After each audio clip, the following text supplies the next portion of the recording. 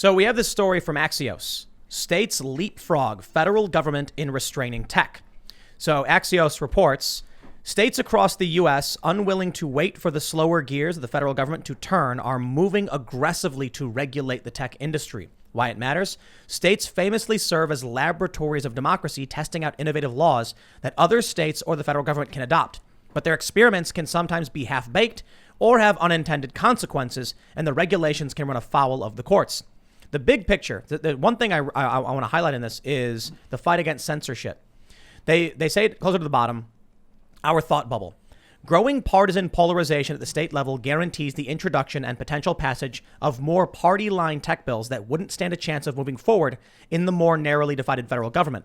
It's likely, for instance, that we'll see more proposals out of red states aimed at punishing tech for perceived censorship of conservatives, while blue states may follow Maryland's lead on digital taxes, among other tech priorities. Okay, this is a good thing about America, but you got to understand where this might lead to. I say it's a good thing because if the federal government won't stop the big tech companies that are shutting down free speech and censoring people, the states can do it on an individual level. Ron DeSantis of Florida recently announced they're going to be proposing this bill that would punish big tech companies for censoring political individuals and regular people, giving them the right to appeal and things like that. We also heard other countries may do something similar. Don't get me wrong. It's not just about America. But in this country, the way the states are divided up, you could go move to Florida if you want protections against big tech censoring you, if they pass this law. But where this goes, what happens if Florida says free speech must be guaranteed and they tell Twitter, Facebook, YouTube, if you ban people, we will fine you $1 million. Well, the big tech companies might say, fine, we won't operate in your state at all. And then the state and the people who are there will have to come up with their own solutions for social networking and financial services. Good. And it will happen because they're not just going to be like, oh, no. Immediately you're going to see big investors being like, this is our opportunity to move into this state and seize up 30 million new customers. So then what's the alternative? The big tech companies will say, okay, in your state only, anybody who's there whose IP address registers from your state will have free and open access and no censorship. But then in New York State, they say you must ban all the hate speech. New York becomes deep blue, where it's dominated by only woke far-left cultists, and Florida becomes a free speech free-for-all. The people in Florida are more likely to have access to open information, to be challenged, to be de-radicalized, and the people in New York will hyper-radicalize into an insane ideology controlled by those big tech companies and then propped up by the uniparty that controls the state. Like I was saying earlier, it ultimately leads to people dividing up, red people in red areas, blue people in blue areas, and then entrenching in their beliefs and then eventually throwing things at each other. I totally agree with that, but I think it should. I think Florida should do that. I think we all should do that. And listen, if New York wants to make it so tech can censor everybody, they're going to really hurt themselves creativity. All the creative people are going to move to Florida, and then they're going to pay a deep price for that. Brain drain, that's what they call it when a lot of people flee countries because they're not allowed to express themselves freely in other countries. And I'm even thinking about moving to Florida myself, to be honest with you. I'm thinking about it. My baby's mama would be open to it. You can buy guns. Yeah. You walk in, you got your ID, you can buy a gun. It's one of the easier states. You got freedom. It's hot and muggy all the time. I know, and they got alligators, dude, and I ain't down with that. And then you become Florida man. Yep. I like Florida man. I'm a weirdo. The weirder, the better. Exactly. Dude, I lived in Miami for a couple of years. Actually, really close to that migrant detention center that was all over the news, and it rains all the time. The rain's kind of awesome. It's like you're in a monsoon whenever it rains. Lizards everywhere. It's so cool. We would go out and just catch geckos and lizards and then bring them in to deal with the bugs because there's a lot of bugs. There's bugs everywhere. So I'm like, here's your choice. Giant bugs all over the house or lizards all over the house. Yeah, that's what lizards we're talking cool, about, man. dude. Mm-hmm. Yeah. Tampa's got chickens just running around. Yes. Yeah, we and had chickens all over the them. place. No, yeah. So like where I lived, we just like be driving down the street. There'd be chickens everywhere. Yeah. And they were someone's chickens. And the chickens would just go home later. But here's the other thing too. We also had problems with illegal immigrants who were coming in. There were home invasions. You're out in the middle of nowhere. Not a lot of cops. That's the trade-off, man. If you want to be responsible for yourself, live out in the middle of nowhere. You might see more crime. You might see chickens running around. There might be a rafter of turkeys running through your yard or something. You got to chase them off or control the turkey and deer populations. Maybe that's responsibility. But you have the choice. You have the freedom. You can do what you want on your property. Did you get nailed by a hurricane while you were there? No, we almost did. I think we almost did. That makes you nervous. Tampa, yeah, no hurricanes in Tampa. And the house we had shutters, like these hurricane shutters. You got. You were inland even a little bit there. We were in Miami. What are you talking about? I remember visiting you. I remember we bought some chickens. Yeah. We let them loose. Inland is relative, bro. We were in Miami. We were within a couple dozen miles of the coastline in the floodplains. So like, we were like, go to the second floor when the hurricane comes, I guess, because we don't want to flood. I had questions about this social media acting in Florida and in New York. So if you were a Florida resident and you could post, and they're like, okay, we're not going to censor anyone in Florida, you'd see everybody that posted in New York. Yep. But if you were in New York, would then you just not see the stuff from Florida? That's already how it works. happening. But then if you responded to one of their comments, they just wouldn't see response. Yes. You'd wonder, why aren't they responding to me? So would they have to block everyone? No. What happens right now is that if you can do this with a VPN. So those that are listening, if you have a VPN, say Virtual Shield, you can turn your VPN to, say, Germany, and then go on Twitter, and you'll see a bunch of tweets where it says, this violated German law.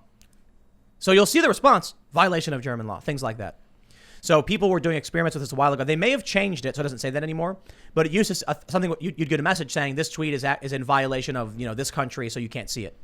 So it's there, you just can't look at it. So actually, when you drive through states, depending on what that state's politics are, I've had people tell me that the news that they kind of get force-fed on your phone changes depending on what political leanings that state is. Yeah, definitely. Yeah. Because it's all about how ads are served. So if you're in a red area, they're going to assume you want to see red news outlets. So if they want to make money, they got to do it. The Daily Wire, they run ads on Facebook. The only reason they would do that is if the ads generated eyeballs for their site, which allows them to make money. If the cost of the ad is if they're spending more money on ads than they're making, they stop doing it. So Facebook says we need to make sure these ads have a big impact and work for the Daily Wire. So if you're in a red area, more likely to get it. And I'm sure the Daily Wire chooses some of these metrics too, saying we want people in conservative areas who are this age and and are likely to be male or whatever. I don't know if they care about gender, but you can do that too. They can even do religions and things like that. So yeah, you drive in, your notifications are going to change. Yeah. And it's hyper polarizing everything. It's just the dominoes falling over, man. It's gonna get real weird and freaky when you're like, you're gonna be in West Virginia or Wyoming or something, and then you're gonna look at your phone and it's gonna be like, wow, the world's on fire, and then you turn on New York VPN and it's all candy canes and rainbows and people holding hands and singing, and then you're like, I can literally see the country burning to the ground around you, but you're isolated in this bubble and you have no idea what's going on. That's what's kind of what's going on, right? Exactly, right? People are getting the information they want, and maybe not the information they need. And I just see it happening. It's just an interesting thing. You have these blue check marks, and I always say block is if you don't know who they are, and somehow you'd be like, I'm the editor of Wacky Monkey magazine, right? And I got 400,000 subscribers. Like, how'd you get that many followers? It's unbelievable, man. There are channels on YouTube that do nothing but like get a molten hot, a red hot nickel ball, and then like melt things with it. There are channels that just crush things on hydraulic presses. I had an idea for starting the electrocution channel where we electrocute random objects. My idea though was the voltage would be based on the amount of live viewership or shares. So then you got to tell everybody, keep sharing. We're getting enough views, and then increase the voltage or whatever, or amperage or wattage, whatever. I'm not an electrician, and but the point is, people really can isolate one particular thing that entertains them and they watch it forever. You hear what you like. It goes back to Reagan taking away the opposite opinion. Now we got two cable news networks telling you what you want to hear. Yeah, you were saying Reagan, that before Reagan, every time a news network would air an opinion, that they would have to show legally the opposite opinion. Is that what it was? Yeah, it was like, and a famous thing was the Garrison files, where this lawyer Garrison went on television, said he had the right to tell that side of the Kennedy assassination, and that's kind of why they took it away, man. Here's my whole thing about the social media and Hollywood and all that stuff is like, it's all ran by rich kids, man. Rich kids, like I said, Malcolm X and the Unabomber both said rich liberal kids are the thing. And why do rich people want more taxes? Well, because they have accountants that can figure out how to not pay those taxes, right? It's actually simple. If you make $100 million and you pay a very high progressive percentage, it doesn't matter to a rich person because the percentage isn't what matters. So I'm actually in favor of progressive tax, and I'll explain. So, and even they are too. It's a complicated process. The issue is we need bigger and bigger tax brackets up, higher and higher you go. If someone has $100 million per year in liquid cash coming in, which is like obscene, it doesn't happen, and they pay 60% in taxes, they still have $40 million to invest. And look, power attracts power. That kind of money, you can make a ton of investments, risk nothing. You can go on Robinhood and put it all in GameStop because you don't care about dumping $1 million. What does it matter to you? You make 100, it's a drop in the hat. You can take big risks and make big money, and you have little to worry about because you only need a couple hundred to live comfortably like a wealthy person. You got a bunch of houses you own, you don't care, you can do whatever you want, and then the cash is there. But if someone who makes $200,000 is paying the same percentage, then they only have $70,000 to actually spend. They have no money to invest. So what ends up happening is, this is why I'm not a fan of the flat tax. If we had a really high flat tax, or the problem we have now is the progressive tax stops after I think 350 or something. People who make just above that are struggling to actually grow and move upward to become the ultra wealthy elites and actually run these businesses. And the ultra wealthy elites are creating shields for themselves the more taxes they create. It keeps people from becoming wealthy.